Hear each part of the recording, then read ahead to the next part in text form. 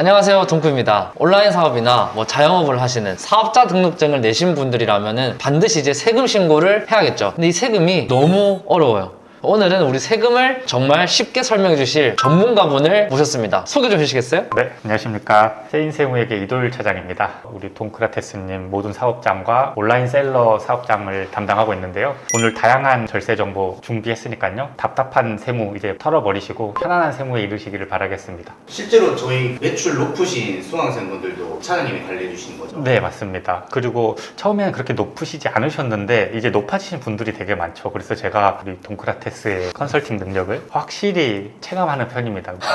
좋습니다. 저도 이제 세금을 대해서 좀 공부를 하게 된 계기가 제가 이제 사업 첫 해 때 저랑 비슷한 매출이랑 순이익을 낸 대표님이 계셨는데 저는 그때 한 4천만 원 냈었는데 그분은 거의 한 7천만 원 가까이 냈더라고요. 이렇게 세금 차이가 나는 이유가 뭐예요? 일단 세금은 기본적으로 매출에서 쓴 비용을 빼고 남은 순이익, 이 순이익의 일부를 세금으로 내는 거라서 매출이 같다고 해서 세금이 꼭 같은 건 아닙니다. 비용을 많이 쓰면은 순이익이 적어서 세금이 적은 거고요. 또 비용을 적게 쓰면은 순이익이 커져서 세금이 많아질 수 있는데 이제 그런 차이가 아니라 순이익이 같은데도 불구하고 세금이 차이가 나는 경우가 있거든요. 첫 번째로는 비용 처리가 누락되는 경우, 두 번째는 받으실 수 있는 공제나 감면, 받을 수 있는 건데 못 받아서 세금 차이가 나는 경우가 있고요. 이제 세 번째가 제일 중요한데요. 절세 전략을 짜지 못해서 잘만 준비했었더라면은 받을 수 있었던 공제 감면들을 놓치는 경우, 거기서 많이 손실됩니다. 그래서 오늘 대표님들께도 어떤 부분에서 그런 절세 포인트들을 잡아야 되는지, 또 언제 그 전략을 짜야 되는지를 잘 준비했으니까요. 하나하나 한번 알아가 보시죠. 그리고 이제 세금을 처음 이제 마주하는 분들이 또 어려워하는 게 간이 사업자가 뭐냐, 일반 사업자가 뭐냐, 이게 좀 너무 헷갈리는 것 같거든요. 네. 요거 차이는 뭐예요? 처음에 사업자 등록증을 내시면 간이과세자로 보통 시작을 하거든요. 명세상인들에게 부가세를 적게 낼 수 있도록 부가세 계산을 간편하게 하고 또 세율을 낮춰주는 간이과세 제도라는 게 있습니다. 이게 연매출 1억 400만 원이 넘으면은 그 다음 해부터는 이제 일반 과세자가 돼가지고 진정한 부가가치세를 내기 시작하는 거죠. 연매출인 거죠? 그렇습니다. 그럼 거의 한 달에 한 800만 원 매출을 하면은 일반 사업자로 바뀐다고 보면 될까요? 네, 부가세 포함 매출 금액이고요. 여기서 계산할 때 주의하셔야 될 점이 연환산되는 개념이 있거든요.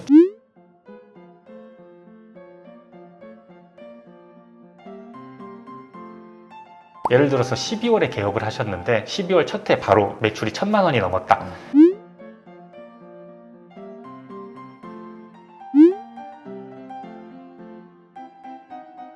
그러면 한 달 만에 1,000만 원을 찍은 거기 때문에 12달로 환산하면 1억 2천만 원 페이스가 되거든요.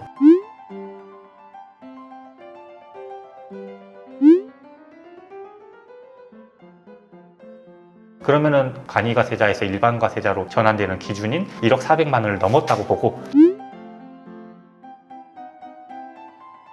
바로 그 다음 해에 일반과세자로 전환됩니다.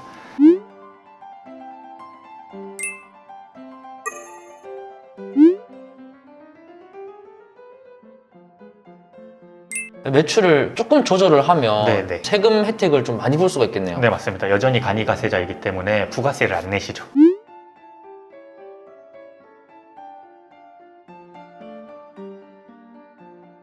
그 부가세라는 거는 대충 제가 알기로는 그냥 순수익 얼마 벌었는지에 대해서 한 10% 정도 낸다. 이 정도로 그냥 간단하게 이해를 하고 있거든요. 이렇게 이해하면 될까요? 간단히 설명드려보면요. 사업자가 물건을 팔 때 물건의 금액의 10%를 더 받습니다. 그리고 물건을 사올 때 또 10%를 더 주고 사옵니다. 그래서 더 받은 금액에서 더 준 금액 뺀 나머지 차액을 부가세로 납부하는 거거든요. 1년 동안 총 매출이 1억이면 그거의 10%인 1,000만 원을 추가로 받았을 거고요. 그리고 물건을 사올 때 8천만 원어치 물건을 사온다면 800만 원을 부가세로 내고 사오셨을 거예요. 그러니까 1,000만 원을 가지고 있고 800만 원은 내가 냈으니까 차액 200만 원만 부가세로 국세청에 납부를 하는 겁니다. 이게 일단 기본적인 부가세의 핵심이고요. 그 200만 원을 무조건 내야 되는 건가요? 아닙니다. 여기서 추가로 공제되는 것들이 있습니다. 대표적인 게 신용카드 발행 세액 공제라고 해서 신용카드랑 현금 영수증 발행한 매출을 공제를 해주는데 사업자가 현금으로 돈을 받고 매출을 누락시키면 세금을 안 내지 않습니까? 네. 근데 굳이 신용카드랑 현금 영수증 잘해서 성실 납세했다고 아. 이런 성실 납세를 좀 유도하려고 신용카드랑 현금 영수증 끄는 매출의 1.3%는 부가세를 공제해 줍니다.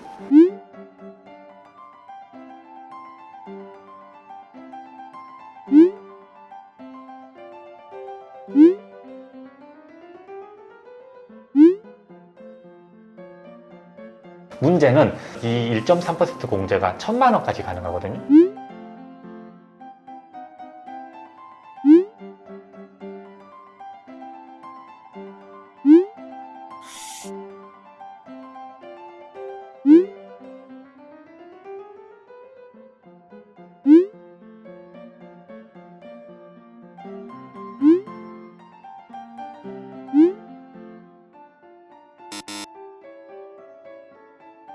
바로 1,000만 원 손해인 거예요. 1,000만 원을 1.3%로 나누면은 7억 7천 정도 되거든요. 7억 부가세 7천. 포함. 네. 그래서 저희는 개인 사업장은 맥시멈 8억을 좀 넘지 않는 게 좋겠다. 7억 7천 연매출로 한 사람은 최대 절세 가능하니까 한 달에 6천 몇백 매출 나오면은 사업자를 두 개로 만들어서 매출을 나누는 게 조금 더 유리하겠네요. 네, 맞습니다. 월 매출 5천만 원이 좀 넘어갈 것 같다 싶으시면은 두 번째 사업장을 바로 준비를 하셔야 되겠습니다. 두 번째는 뭐냐면 사업장을 두 개를 내다 보면 하나만 수입을 해요. 그러면은 한쪽에만 매입이 몰리거든요. 한쪽이 환급이 나오고 다른 쪽이 부가세를 많이 내면 똔똔 되기는 하지만 네. 이 환급 나오는 데는 이 1.3% 공제가 안 되는 거거든요. 그러니까 그 사업장은 매출의 1.3%만큼 손해인 거예요. 그러니까는 매입 반분을 잘 해가지고 둘 다 부가세가 나올 수 있도록 해서 둘 다 1.3% 공제를 받아야 되는 게 중요한 절세 포인트죠. 아 근데 이게 A 사업자로 수입해가지고 B에다가 막 매입 해줘야 되고 막 이렇게 저렇게 한 거 어떻게 해요, 이거 물건 팔면서? 그렇죠. 그래서 이제 아무래도 세무사님들이랑 잘 상의하셔가지고 어떻게 매입을 조정할 수 있는지 또 언제 조정하면 좋은지 그런 것들 상의하시는 게 필요합니다.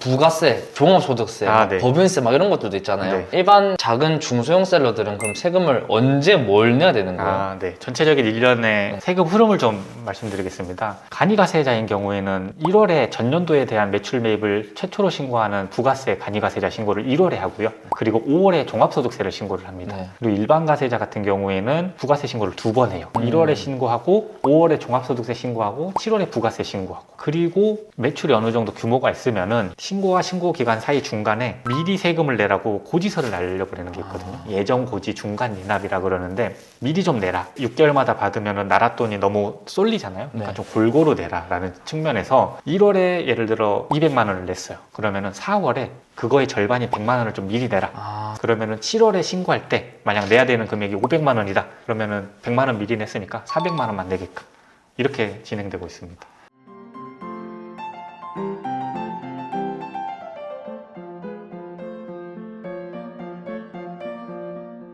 근데 간이 사업자는 일반 사업자들 중에서 본전치기 하거나 적자를 봐가지고 세금을 낼 게 없을 수도 있잖아요. 그러면 세금 신고 딱히 안 해도 괜찮아요. 아닙니다. 부가세 신고랑 소득세 신고 두 개 다 하셔야 돼요.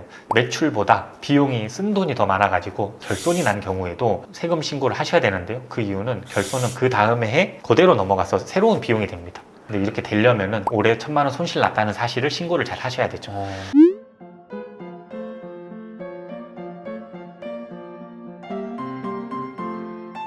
그 제가 택배 같은 거 보내니까 네. 계산서 발행은 안 해주고 약간 네. 종이 계산서 이렇게 영수증을 주더라고요. 네네. 종이 계산서, 전자세금 계산서, 현금 영수증 어떤 차이가 있는 거예요? 이게 대표님들이 많이 헷갈려 하시는 부분인데요. 전자세금 계산서, 세금 계산서, 그리고 계산서, 전자계산서, 신용카드 매출전표, 현금 영수증 이렇게가 있습니다. 그리고 방금 종류를 다 계속 얘기하고 있던 거예요? 네네. 그리고 수입세금 계산서까지.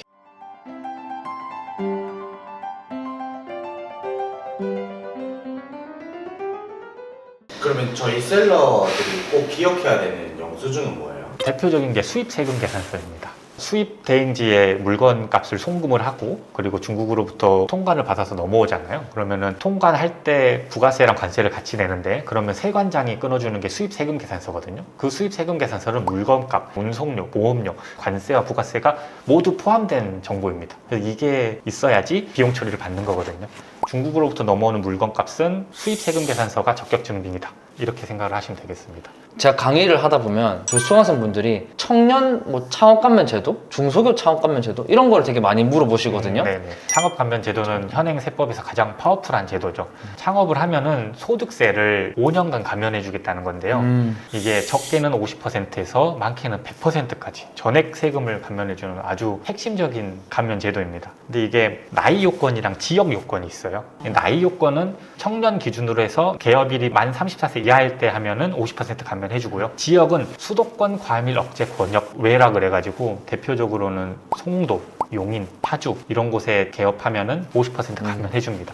그래서 청년이 지방에 창업하면 100% 감면해주고요. 그럼 세금을 아예 안 내요? 그렇죠. 종합소득세를 거의 안 냅니다. 보통 청년만 창업 감면된다고 하시는 분들 많은데 청년 아니시더라도 지방에 개업하시면은 50% 감면입니다. 그런데 아쉽게도 이게 너무 파워풀한 제도다 보니까 26년 개업부터는 감면율이 조금 줄었습니다. 과밀 억제 권역 외인데도 불구하고 수도권인 지역들, 용인, 송도, 김포 이런 곳들은 100%에서 75%로, 50%가 25%로 줄었습니다.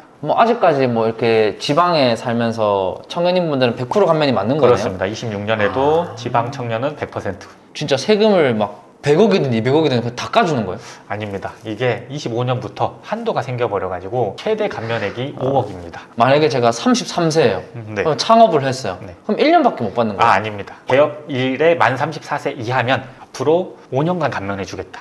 이런 제도입니다. 그래서 개업일 이전에만 만 34세 이하면은 5년간 감면이 가능합니다. 5년이라고 했는데 네. 남자들은 군대 기간 포함시켜준다고 하잖아요. 네, 맞습니다. 군입대 기간도 포함시켜줘요. 그래서 만 34세에 1년 후 9개월 군대를 갔다 왔으면은 만 35세 9개월까지는 청년으로 인정해줘요. 그럼 부사관 한 5년 정도 근무하고 나오신 분들은 만 39세까지 그렇습니다. 그리고 소득세를 5년 감면해 주는데 개업일부터 5년간 감면해 주는 게 아니라 당기 순이익 발생할 때부터 5년간 감면해 주는 거거든요. 대부분 대표님들 사업 첫 해에는 비용이 많아가지고 적자가 나는 경우가 많으세요. 이런 경우에는 첫 해에 창업 감면 카운트가 되지 않고 그 다음 해부터 당기 순이익이 발생한 때부터 감면이 됩니다. 그래서 여기서 중요한 절세 포인트가 있는데요. 처음에 강의비도 들었죠. 노트북도 사셨죠. 공격적으로 광고하느라고 광고비도 많이 나왔죠. 이러면은 결손이 날 수도 있거든요. 이런 경우에 결손으로 소득세 신고를 하면은 창업 감면이 카운트가 안 됩니다. 그 다음 해로 넘어가게 돼요. 그러면은 개업 6년 차에 매출 10억 이렇게 가까이 될 때 마지막 감면 카운트를 쓰시고 공제를 받으시는 게 훨씬 유리하시죠. 이게 창업을 해도 창업을 한 날짜가 아니라 그 해에 돈을 벌어야 시작인 거예요? 그렇습니다. 창업을 한 해보다 네. 당연히 한 5, 6년 뒤가 매출 더 높을 거니까 그렇죠. 첫 해가 진짜 소득이 엄청 큰 게 아니라면 무조건 소득이 없게끔 적자를 만드는 게 더 유리하겠네요? 그렇죠. 그런데 뭐가 문제냐면 매출이 적다 보니까 세금이 안 나와서 홈택스로 그냥 클릭 해가지고 넘어가면은 소득세 신고도 끝나는 제도가 있거든요. 네. 근데 이렇게 하면은 당기순이익이 한 1,000원, 2,000원이 발생을 합니다. 네. 그러면은 창업 감면 카운트 하나 날아가는 거죠. 아. 그렇기 때문에 직접 하실 수 있다면 직접 하셔도 좋지만 세무사 신고 대리라도 이용하셔서 창업 첫 해에는 반드시 결손으로 신고를 하시는 게 대단히 중요한 절세 포인트가 되겠습니다.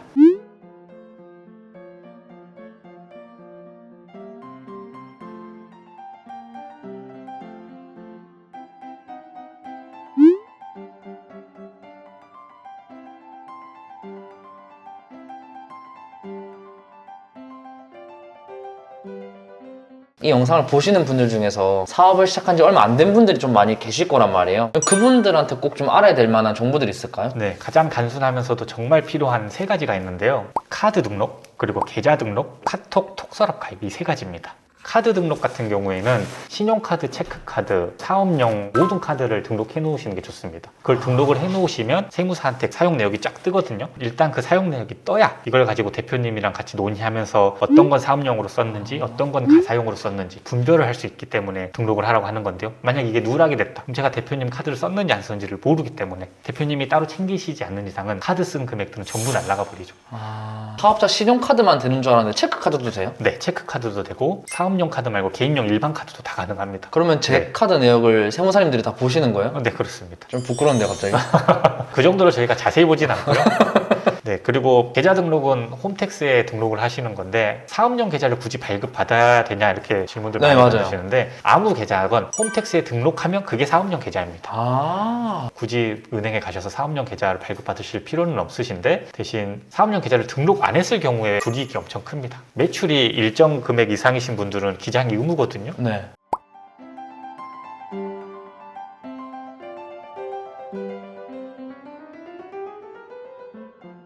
그런 분들이 사업용 계좌 등록이 안 돼 있으면은 모든 감면이 배제된다는 조항이 있습니다.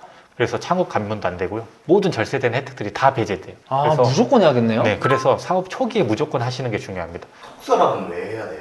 세무 정보는 엑셀이나 PDF 중요한 정보들이 많이 있거든요. 근데 이게 기간이 지나가면은 날라가요. 근데 나중에 세무조사는 5년 뒤에 나오거나 아니면 2, 3년 뒤에 뒤늦게 나오기 때문에 그때 필요했던 정보가 유실되는 경우에는 전부 세금을 납부할 수밖에 없거든요. 그래서 그때를 대비해서 다른 저장 매체에 일일이 저장을 해 놓으시면 제일 좋은데 그러지 못할 경우가 생기거든요. 그럴 때는 톡서랑 하나 가입해 놓으시면은 아주 오랜 기간 동안 저장이 되니까 저는 추천하고 있습니다. 사실 이게 세무조사가 들어오지 않더라도 그렇죠. 연말에 비용 같은 거 이제 확인할 때도 그거 놓치면 또 세금 많이 낼 수가 있겠네요. 맞습니다. 그걸 위해서라도 필요하다고 저는 생각하고 있습니다.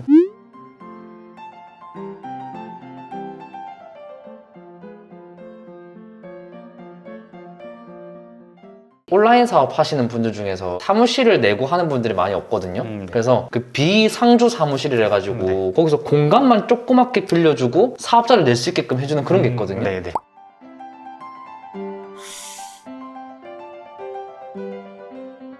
근데 거기서 진짜 가서 일을 하는 게 아니잖아요. 네. 요거 근데 법적으로 문제는 없어요?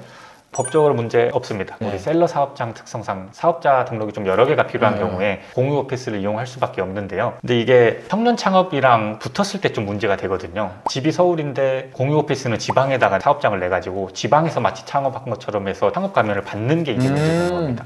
근데 그런 게 아니라 서울에 살고 계시면 서울의 공유 오피스, 지방에 살고 계시는데 지방에 있는 공유 오피스를 사용하셔서 청년 창업 감면에 대해서 별 이슈가 없다면은 공유 오피스는 전혀 문제 없겠습니다. 아,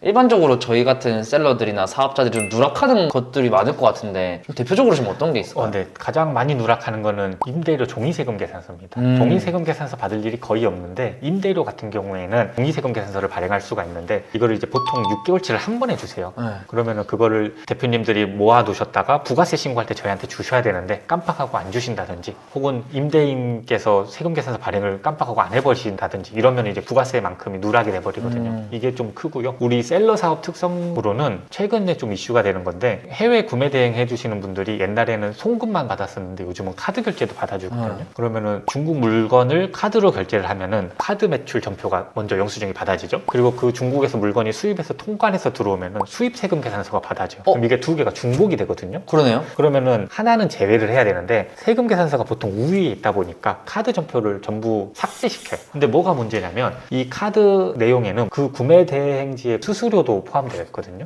그래서 그 부분은 또 발라내야 돼요. 그런 경우에는 그 구매 대행 업체에게 구매 대행 수수료 부분에 대한 거를 확인할 수 있는 자료를 전달해 달라. 그러면 그 구매 대행지에서 엑셀로 파일을 줍니다. 물건값 얼마, 구매 대행 수수료 얼마, 그거에 대한 부가세 얼마. 그럼 그 엑셀을 증빙으로 해가지고 비용 처리 받으실 수 있으니까요. 카드로 해외 물건을 사입하시는 분들은 그 구매 대행 수수료 부분 좀 챙기셔야 될 것 같습니다. 와, 이거 모르는 분들은 둘 다 등록을 해버려가지고 좀 탈세가 돼버릴 수도 있겠네요. 네, 그게 사실 제일 문제입니다. 과소 신고한 경우에는 나중에 제대로 신고한 금액의 10%를 가산세로 내거든요. 그래서 카드 사입하시는 분들은 세무 대리인들한테 꼭 본인 카드 사입해서 중복 이슈 있을 수 있다라고 말씀해 주시는 게 좋을 것 같습니다.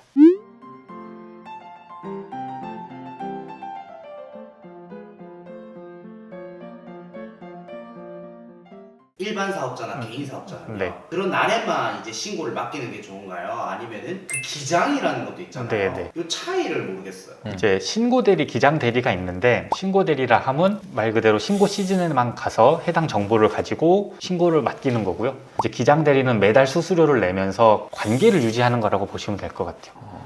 기장이라는 거는 복식북이라는 형태로 장부를 작성하는 걸 말하는데 이게 우리 도소매업 같은 경우에 매출이 3억이 넘어가면 기장이 의무입니다. 법적 의무라서 반드시 해야 되는데 그 전이라면 굳이 기장을 하실 필요는 없는데 또 기장 의무자가 아닌 사람이 세무사를 통해서 신고를 하면은 세금 20%를 깎아주는 기장세액공제라는 제도도 있습니다. 그러면 보통 1년 기장료가 100만 원 내외이기 때문에 기장료는 삭제된다고 볼 수 있죠.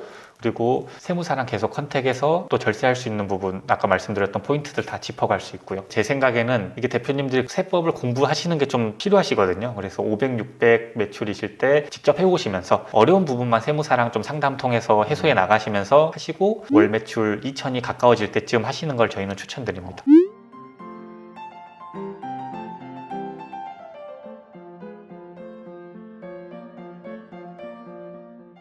그럼 이제 매출이 조금 올라가면 네. 직원이 필요할 때도 있을 거잖아요. 네. 직원은 언제 뽑으면 제일 좋을까요? 대표님들 성향마다 좀 다르긴 한데 단기 순이익이 그래도 어느 정도 쌓여야 직원을 뽑는 게 효율적이잖아요. 저희는 보통 단기 순이익이 1억 정도 되면 세금이 한 2천만 원 정도 나오거든요. 그럴 때 이제 직원을 좀 채용을 해서 그 세금을 좀 줄이는 게 어떤가 제안을 좀 드리고 있습니다. 통합고용세액공제라 그래서 직원을 고용하면은 한 사람당 1,000만 원 정도까지는 세금을 종합소득세를 감면해주는 제도가 있어요. 이 제도를 이용하면은 단기 순이익 1억이더라도 세금은 1,000만 원만 내면 되니까 많이 감면이 되죠. 그러면 예를 들어서 직원 한 명 고용했을 때 연봉이 3천만 원이다. 네. 그럼 실제로는 한 2천만 원에 쓸 수가 있는 거네요. 그렇습니다. 그 직원 사용한 게 또 비용 처리가 되니까요. 세금이 또 줄어들어서 직원으로 인해서 지출되는 금액보다는 실제 반영되는 비용은 적습니다.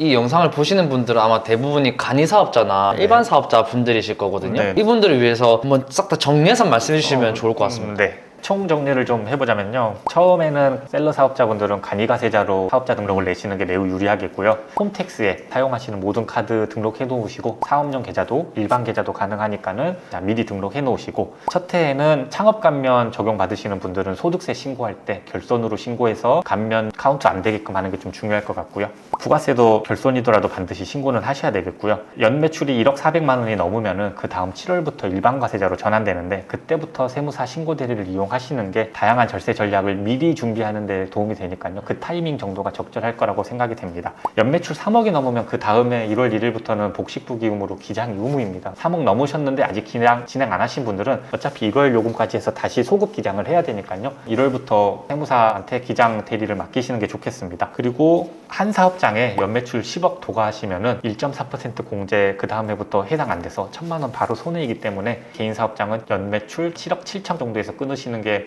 유리하시고요. 월 매출 5천만 원부터는 추가 사업장을 좀 고려하셔야 됩니다. 금방 10억이 넘어버릴 수가 있기 때문에 그 뒤로부터는 개인 사업장을 추가하시든지 아니면 법인을 신설하셔서 투트랙으로 운영하시든지 다양한 절세 전략이 있는데 좀 미리미리 대비하셔야 불상사가 발생하지 않을까 싶습니다. 그리고 이 사이사이에 정확한 비용 처리 중요하겠고요. 다양한 절세 전략을 활용해서 최대한 절세를 받으실 수 있도록 하시는 게 좋겠습니다.